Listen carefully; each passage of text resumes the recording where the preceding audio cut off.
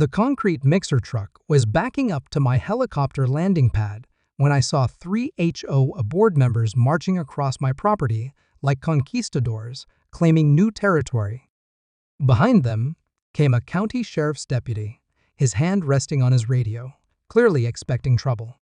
The lead board member, a sharp-faced woman named Victoria Ashford, clutched a thick folder of legal documents like they were sacred scrolls. "Mr. Castellanos, you need to shut down this illegal construction immediately," she announced, her voice carrying across my 30-acre ranch with the authority of someone who'd confused a homeowners association with federal law enforcement.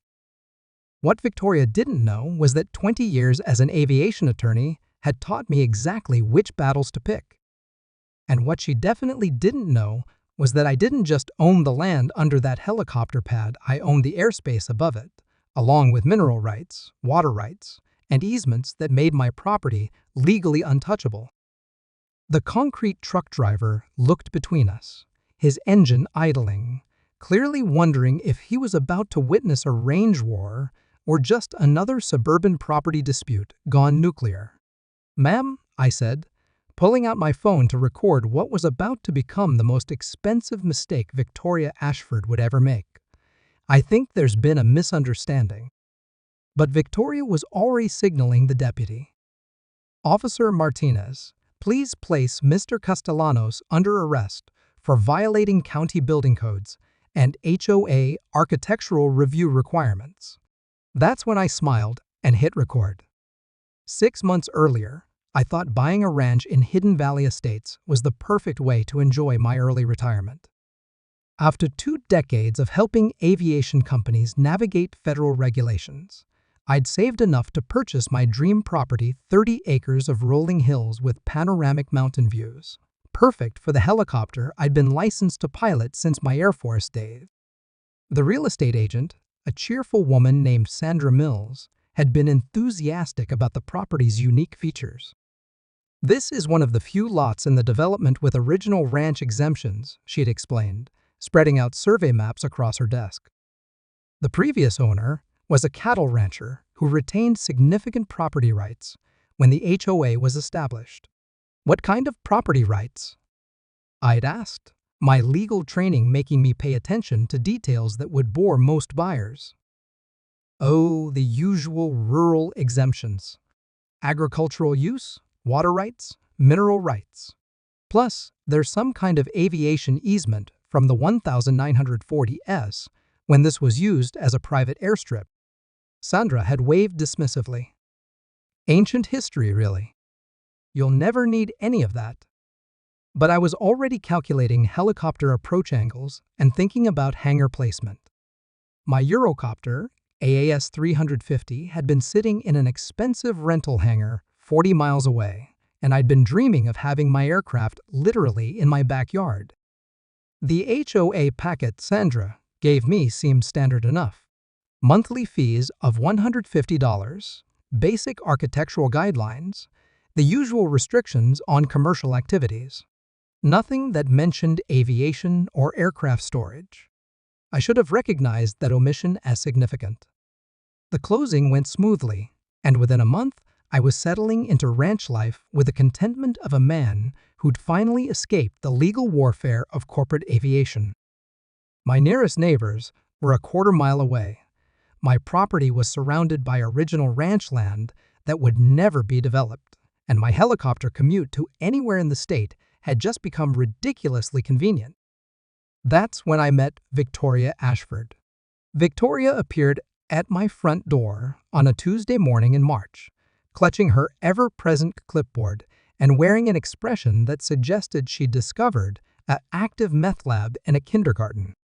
Behind her stood 2 other board members, a nervous-looking man named Gerald Pittman, who kept checking his watch like he had somewhere more important to be, and a younger woman named Jennifer Walsh, whose aggressive pixie haircut somehow made her look more intimidating. "Mr. Castellanos, I'm Victoria Ashford, president of the Hidden Valley Estates Homeowners Association. We need to discuss some concerns about your property usage." I invited them in for coffee, still operating under the naive assumption that reasonable people could resolve minor disputes through reasonable conversation. That was my first mistake. Victoria declined refreshments with the air of someone who considered social pleasantries a waste of valuable intimidation time. Mr. Castellanos, we've received reports that you're planning to store aircraft on your property. That's correct, I confirmed. I'm a licensed pilot, and I'm planning to build a helicopter pad for personal use. The temperature in my living room seemed to drop 10 degrees. Gerald Pittman actually took a step backward, as if I'd just confessed to manufacturing weapons-grade plutonium. Mr. Castellanos, Victoria's voice, took on the patient tone reserved for explaining simple concepts to very stupid people. Hidden Valley Estates has strict covenants regarding commercial and aviation activities. Aircraft storage is absolutely prohibited. I kept my expression neutral, the way I'd learned during decades of legal negotiations. Could you show me that specific covenant? I reviewed all the HOA documents before purchasing. Victoria flipped through her clipboard with the efficiency of a prosecutor presenting evidence to a hostile jury. Section 7.4 clearly states that no commercial vehicles or equipment may be stored on residential properties. Victoria, a helicopter used for personal recreation, isn't a commercial vehicle. Her smile could have frozen antifreeze. Mr. Castellanos, any aircraft is by definition commercial equipment. The covenant is unambiguous. That's when I realized Victoria Ashford wasn't interested in reasonable interpretation of rules. She was interested in winning arguments, regardless of legal reality. But I wasn't ready for war yet.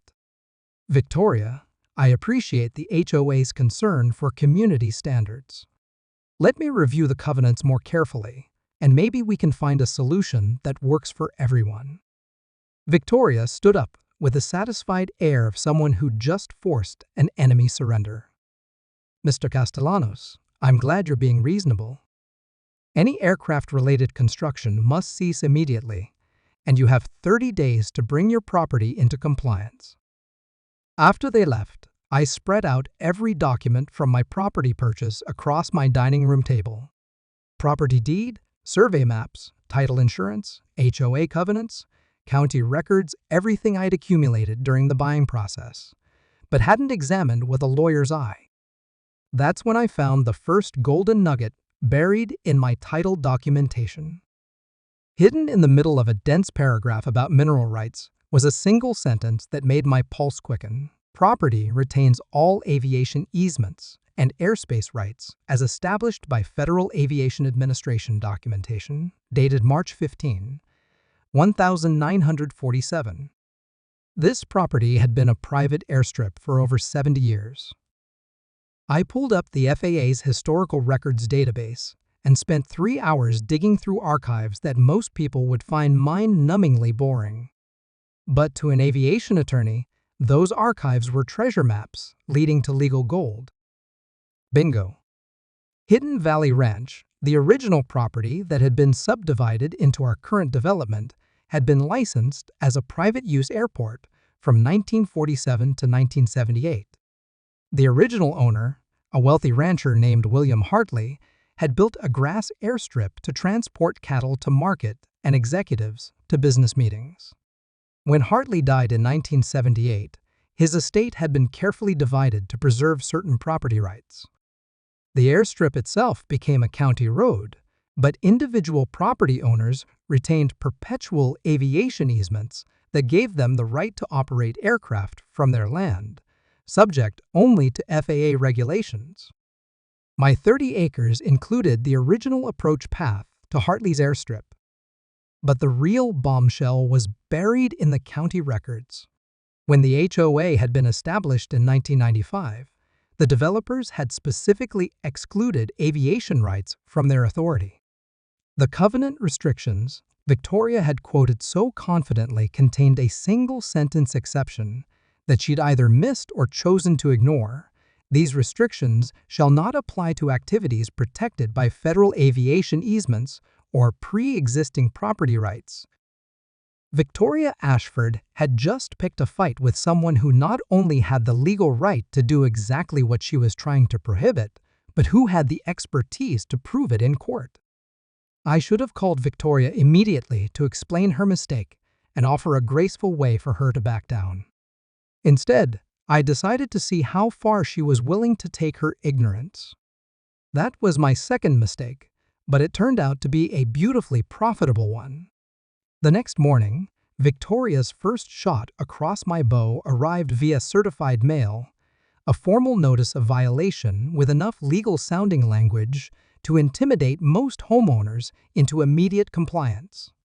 Dear Mr. Castellanos, the letter began, the Hidden Valley Estates Architectural Review Committee has determined that your proposed aircraft storage facility violates multiple community covenants and architectural standards. The letter went on to cite section numbers, reference architectural guidelines, and threaten fines of $500 per day until the violation was corrected. It was professionally written, officially intimidating, and legally worthless. But Victoria was just getting started. 2 days later, a second certified letter arrived with even more serious language.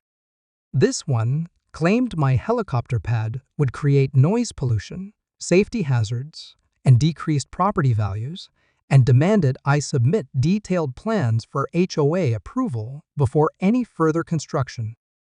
I filed both letters in my evidence folder and continued pouring concrete. Victoria's next escalation came via County Building Inspector Marcus Webb, a tired-looking man in his 50s, who clearly wished he was anywhere else when he knocked on my door the following Tuesday.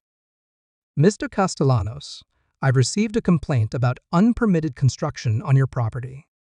Mind if I take a look? I liked Webb immediately. He had the practical demeanor of someone who'd spent decades dealing with property disputes and recognized bureaucratic overreach when he saw it. We walked out to where my contractors were finishing the landing pad, a perfectly circular concrete platform 40 feet in diameter, engineered to handle the weight and rotor wash of my helicopter. The work was professional, the specifications exceeded FAA recommendations, and every aspect of the construction met or surpassed county building codes. Webb measured the pad, checked the setbacks from property lines, and reviewed my construction drawings with the methodical attention of someone who actually understood what he was looking at. Mr. Castellanos, this is beautiful work. Professional grade all the way. He paused, clearly preparing to deliver bad news. But I have to ask, do you have HOA approval for this construction? Marcus, do I need HOA approval for a concrete pad on my own property? Webb sighed. Not according to county codes. But if your HOA has architectural review requirements, you might have issues. I can't approve or deny permits based on HOA disputes, but I can tell you this work meets every county requirement. That afternoon, Webb filed his report. Construction meets all applicable building codes and safety requirements. No county violations identified. Victoria's response arrived the next morning like a nuclear missile aimed directly at my property rights. The third certified letter wasn't just a violation notice, it was a declaration of war. Victoria informed me that the HOA was imposing immediate daily fines of $500, placing a lion on my property, and initiating legal proceedings to force removal of my illegal structure. But Victoria had made a crucial tactical error. Her letter specifically stated that aircraft operations of any kind were absolutely prohibited in Hidden Valley Estates, regardless of permits, easements, or federal regulations. That single sentence had just handed me the ammunition I needed to destroy her entire argument. I called my former law partner, Rebecca Martinez, who specialized in property rights litigation. Rebecca and I had worked together on aviation cases for 15 years before I retired, and she understood both the technical and legal aspects of aircraft operations better than any attorney in the state. "Tom, you've got a beautiful case here," Rebecca said after reviewing my documentation. "The HOA is trying to enforce restrictions that directly contradict federal law and pre-existing property rights. They don't have authority to ban something they were legally prohibited from regulating in the first place. What's our next move? When I landed 15 minutes later, Victoria was waiting with her phone pressed to her ear and an expression that suggested she was calling either the police or an airstrike. Sheriff's Department? She was shouting over the dying turbine noise. I need to report an illegal aircraft operation in Hidden Valley Estates. Yes, it's an emergency. Gerald and Jennifer were already walking quickly back toward their cars, clearly recognizing that Victoria was about to escalate this dispute beyond their comfort level. But Victoria Ashford had never learned when to retreat. 20 minutes later, Deputy Marcus Santos arrived in his patrol car, followed closely by a white SUV from the county building department. This wasn't a routine complaint call. Victoria had managed to convince someone that I was conducting illegal commercial aviation operations. Deputy Santos was a professional who clearly understood the difference between HOA disputes and actual crimes.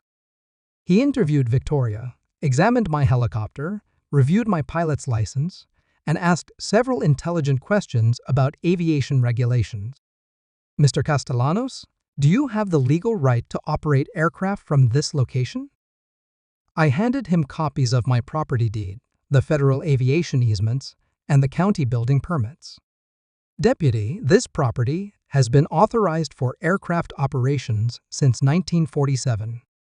Every aspect of my activities is legal under federal, state, and local regulations. Santos reviewed the documents with the careful attention of someone who recognized potential civil liability when he saw it. Mr. Castellanos, everything appears to be in order here. Mrs. Ashford, HOA disputes are civil matters. Unless there's evidence of actual criminal activity, this isn't a sheriff's department issue. Victoria's face was cycling through shades of purple that probably weren't medically healthy.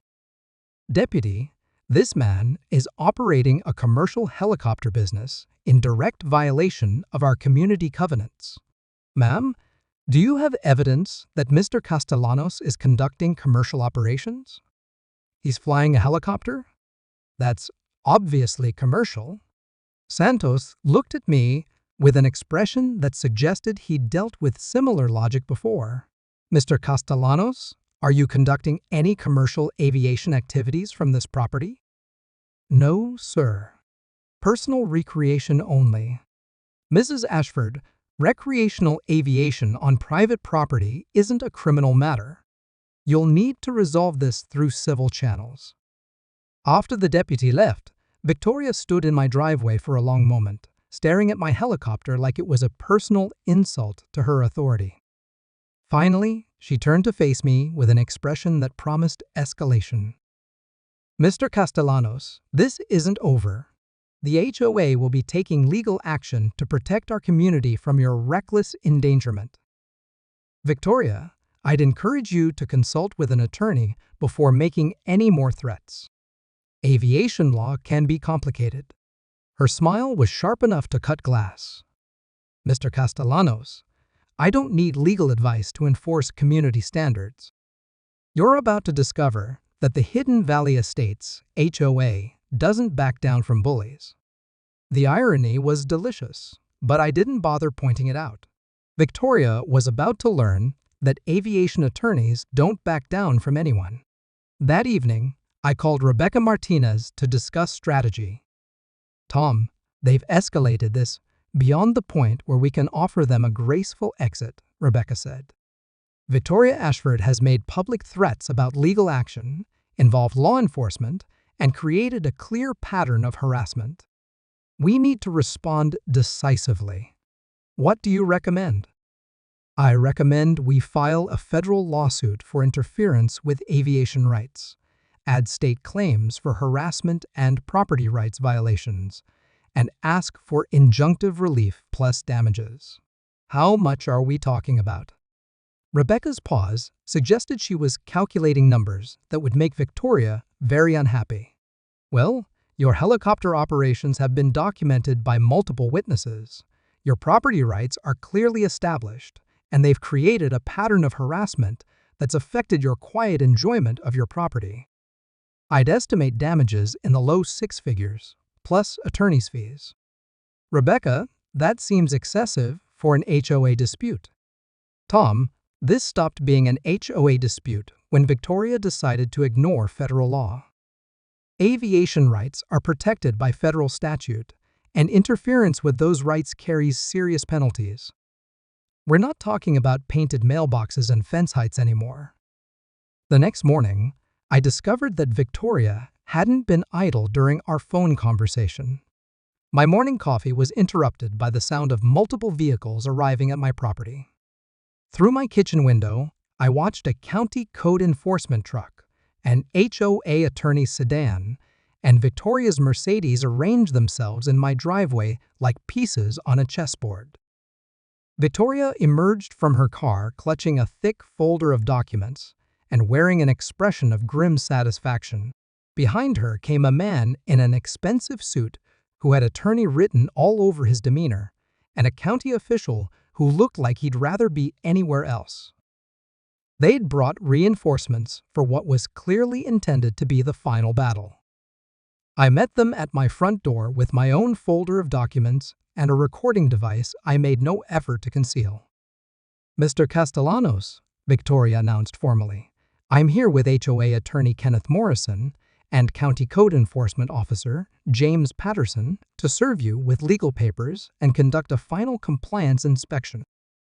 Morrison stepped forward with the smooth confidence of someone who'd intimidated a lot of homeowners into submission. "Mr. Castellanos, I represent Hidden Valley Estates, HOA. We're prepared to offer you one final opportunity to resolve this matter without extensive litigation." "I'm listening." "Remove the helicopter, demolish the hangar and landing pad, and agree never to operate aircraft from this property. In exchange, the HOA will waive all accumulated fines and legal fees." I looked at the documents. Morrison was offering a settlement agreement that would have surrendered every property right I'd purchased along with my land. "And if I refuse?" Morrison's smile was professionally threatening. "Then we'll see you in court, Mr. Castellanos. And I should warn you, HOA litigation can be extremely expensive for individual homeowners." That's when I played my first real card. "Mr. Morrison, before we discuss litigation, I think you should review these federal aviation documents. Your client is attempting to restrict activities that are explicitly protected by federal law." Morrison accepted my folder with the casual confidence of someone who'd probably never encountered aviation easements in HOA litigation. I watched his expression change as he read through the documentation: federal aviation rights, county permits, historical airstrip licensing. "Mr. Castellanos, these documents are interesting, but they don't override HOA authority to enforce community standards." "Actually, Mr. Morrison, federal aviation rights explicitly override any local restrictions that conflict with authorized aircraft operations. Your client is trying to ban something she has no legal authority to restrict." Morrison's confidence flickered slightly, but Victoria stepped forward like a general rallying her troops. "Mr. Castellanos, we're not impressed by your legal theatrics. The Hidden Valley Estates community will not be terrorized by your dangerous aircraft operations." County Officer Patterson had been reviewing my permits and construction documentation during this exchange. "Mr. Castellanos, all your construction meets county codes, and these aviation easements appear legitimate." "Mrs. Ashford, what specific county violations are you alleging?" Victoria's face was approaching dangerous shades of red. "Officer Patterson, this man is operating a commercial helicopter business in direct violation of residential zoning requirements." "Ma'am, do you have evidence of commercial operations?" "He has a helicopter. Obviously, it's commercial." Patterson looked at Morrison with an expression that suggested he was questioning his client's competence. "Mr. Morrison, Recreational aircraft ownership isn't a zoning violation. Unless there's evidence of actual commercial activity, county code enforcement doesn't have jurisdiction here. That's when Victoria made the tactical error that would ultimately cost her everything. "Fine," she shouted, her professional composure finally cracking completely. "If county codes won't stop this menace, we'll get federal authorities involved. The FAA will shut down his illegal airport." Morrison actually winced. "Mrs. Ashford, no, I've had enough. Mr. Castellanos, the HOA, will be filing complaints with the FAA, the County Planning Department, and every other agency necessary to stop your reckless endangerment of our community." I kept my expression neutral, but internally I was celebrating. Victoria had just threatened to file false reports with federal agencies to stop legal activities she simply didn't like. "Victoria, I'd strongly recommend you consult with Mr. Morrison before filing any federal complaints." "Mr. Castellanos, we don't need your advice on protecting our community." After they left, I called Rebecca Martinez immediately. "Tom, did she really threaten to file false reports with the FAA?" "Rebecca, I have it recorded. She specifically said she'd file federal complaints to stop what she called my illegal airport, even after being shown documentation that my activities are completely legal." "Tom, filing false reports with federal agencies is a federal crime. She just handed us criminal evidence along with our civil case." Rebecca paused, and I could hear papers shuffling. "Here's what we're going to do. We're filing our lawsuit tomorrow, including her threat to file false federal reports. We're asking for injunctive relief to stop her harassment, damages for interference with property rights, and attorney's fees. What about the criminal aspect? We'll forward the evidence to federal prosecutors and let them decide whether to pursue charges." "But Tom, Victoria Ashford just made this a federal case." The next day, Victoria discovered that aviation attorneys don't make empty threats. Our lawsuit landed on the HOA's legal doorstep like a guided missile targeting their entire power structure. We sued Victoria personally, sued the HOA as an organization, and asked for damages that made their annual budget look like pocket change. But the real shock came when Victoria tried to follow through on her threat to file federal complaints. I was performing routine maintenance on my helicopter when my phone rang with a call from FAA Flight Standards District Office. "Mr. Castellanos, this is Inspector Sarah Chen with the Denver FAA office. We've received a complaint about unauthorized aircraft operations at your location. Can we schedule an inspection to review your activities?" "Inspector Chen, I'd welcome an inspection. When would be convenient?" "How about this afternoon? I'm actually curious about these aviation easements the complaint mentioned. We don't see historical airstrip rights very often." Inspector Chen arrived 2 hours later in a government sedan accompanied by a younger inspector who was clearly learning the ropes. Chen was a former military pilot who understood aviation operations from both regulatory and practical perspectives. We spent 30 minutes reviewing my documentation, inspecting my facilities, and discussing the property's aviation history. Chen was particularly interested in the 1947 airstrip licensing and how those rights had been preserved through decades of property subdivision. "Mr. Castellanos, this is fascinating stuff. We have very few examples of pre-development aviation easements that were properly preserved through subdivision. Your legal documentation is textbook perfect. Inspector, what exactly was alleged in the complaint?" Chen consulted her notes. "The complainant alleged that you were operating an illegal commercial airport without FAA authorization, conducting charter flights for profit, and creating safety hazards for the surrounding community." "Inspector, I assume your investigation found those allegations to be false?"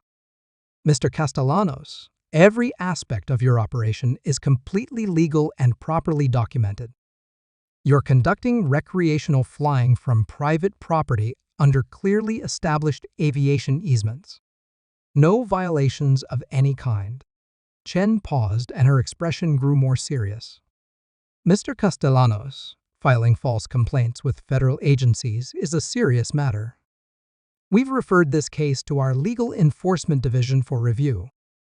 That evening, Victoria called my house directly. Her voice carried a desperation I hadn't heard before.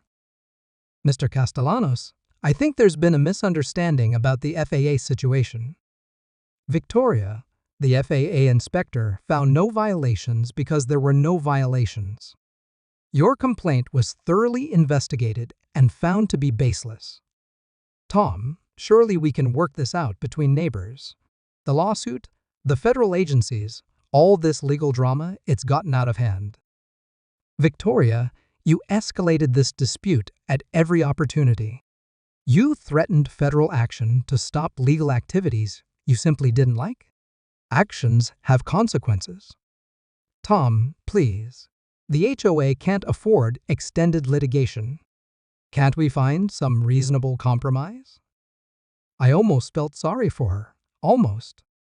Victoria, you had multiple opportunities to research the law before making threats you couldn't back up. I offered to discuss the situation reasonably, and you responded with harassment, fines, and false federal complaints. Tom, I was just trying to protect our community. Victoria, you were trying to enforce authority you don't possess over activities you have no right to restrict. That's not community protection, that's abuse of power. 2 weeks later, the federal enforcement hammer fell on Victoria Ashford with the full weight of aviation law. I was in my hangar when Rebecca called with news that made my day considerably brighter. Tom, the FAA's Legal Enforcement Division, just filed criminal charges against Victoria Ashford for filing false reports with a federal agency. What kind of charges? Class B misdemeanor for providing false information to federal investigators, plus civil penalties that could reach $50,000. The FAA doesn't appreciate people who waste their time with malicious complaints. Rebecca, that seems severe for an HOA dispute. Tom, this stopped being an HOA dispute when Victoria decided to weaponize federal agencies against legal activities. The FAA takes enforcement seriously, especially when people file false complaints to settle personal disputes. But Victoria's legal troubles were just beginning. Our civil lawsuit was proceeding through discovery, where Victoria was learning that aviation attorneys are extremely thorough when documenting harassment patterns. Every threatening letter, every improper fine, every violation notice was being analyzed for evidence of bad faith enforcement. Morrison, the HOA's attorney, had clearly realized his client was in serious legal jeopardy and was pushing hard for settlement. Rebecca, their latest offer is interesting, Rebecca told me during our case review meeting. Full withdrawal of all violations and fines, written acknowledgement that your aviation activities are legal and protected, plus $50,000 in damages. What do you think? Tom, I think we can do better. Victoria's federal charges have created additional leverage, and the HOA is facing potential liability for her actions as their authorized representative. 3 days later, Victoria's world collapsed completely. I was reviewing flight plans in my home office when Rebecca called with news that changed everything. Tom, Victoria Ashford, was just arrested on federal charges. Arrested? For filing false reports? That's just the beginning. The FBI's investigation into her FAA complaint revealed that she'd been filing false reports with multiple agencies over several years. Environmental Protection Agency, Occupational Safety and Health Administration, Internal Revenue Service, she's been using federal agencies as personal weapons against anyone who disagreed with her AOA decisions. The scope of Victoria's abuse of federal agencies was staggering. Over 4 years as HOA president, she'd filed dozens of complaints with various federal agencies, alleging everything from tax evasion to environmental violations to workplace safety issues. None of the complaints had merit. All of them had been filed to harass homeowners who challenged her authority. Rebecca, how much trouble is she in? Tom, federal prosecutors are treating this as a systematic abuse of government resources. Each false complaint is a separate federal charge. We're talking about potential prison time. That afternoon, the local news broke the story that turned Victoria Ashford from neighborhood tyrant to cautionary tale. Federal prosecutors today announced charges against Hidden Valley Estates, HOA President Victoria Ashford for systematic abuse of federal agencies, the anchor reported. Ashford allegedly filed over 30 false complaints with various federal agencies targeting homeowners who opposed her HOA policies. The story included helicopter footage of my property, interviews with neighbors who'd been targeted by Victoria's complaints, and legal experts explaining how HOA power could be abused when board members confused their authority with federal law enforcement. My phone started ringing immediately with calls from reporters, neighbors, and attorneys representing other victims of Victoria's federal complaint campaign. But the call that interested me most came from an unexpected source. Mr. Castellanos, this is FBI Special Agent Michael Rodriguez. I'm investigating Victoria Ashford's pattern of false federal complaints. We'd like to interview you about your experiences with Mrs. Ashford. The FBI interview was thorough, professional, and revealed the full scope of Victoria's systematic abuse of federal agencies. Agent Rodriguez showed me evidence of complaints Victoria had filed against 17 different homeowners over 4 years. Mr. Castellanos, your aviation case was just the latest in a pattern of using federal agencies to harass people who challenged Mrs. Ashford's authority. She filed IPIA complaints about perfectly legal landscaping, OSHA complaints about home construction projects, even IRS complaints against people who questioned HOA finances. Agent Rodriguez, how did this pattern go undetected for so long? Mr. Castellanos, federal agencies receive thousands of complaints annually. It's only when someone fights back with proper legal representation that patterns become visible. Your aviation attorney's documentation helped us identify the systematic nature of Mrs. Ashford's abuse. The federal investigation revealed that Victoria had weaponized government agencies against anyone who dared question her authority. Homeowners had been subjected to EPA investigations for planting native gardens, OSHA inspections for building decks, and IRS audits for disputing special assessments. All because Victoria Ashford had confused HOA presidency with federal law enforcement authority.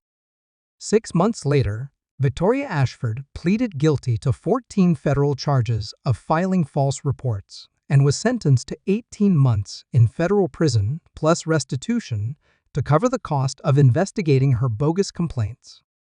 The HOA fired Morrison as their attorney and hired a new legal team specifically to distance the organization from Victoria's criminal actions. But the real victory came when the new HOA board formally acknowledged my aviation rights and issued a written apology for the harassment I'd endured. Mr. Castellanos, the new HOA president, wrote, "The Hidden Valley Estates Board formally acknowledges your legal right to operate aircraft from your property and apologizes for the inappropriate actions taken by our former president. Your aviation activities are welcome in our community."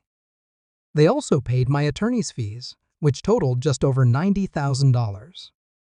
But perhaps the most satisfying moment came 6 months after Victoria's sentencing, when I received an unexpected visitor at my hangar. Jennifer Walsh, the former board member who'd supported Victoria's campaign against my helicopter, appeared at my property on a Saturday morning looking nervous and apologetic. "Mr. Castellanos, I owe you an apology. I supported Victoria because I thought she was protecting our community, but I realize now that she was just abusing her power." Jennifer, Victoria convinced a lot of people that she was acting in the community's best interest. Tom, can I ask you something? How did you know that you were legally right when everyone was telling you that you were wrong? I smiled, thinking about all the homeowners who'd been intimidated by Victoria's threats and given up their legal rights rather than fight back. Jennifer, I knew I was right because I did my research.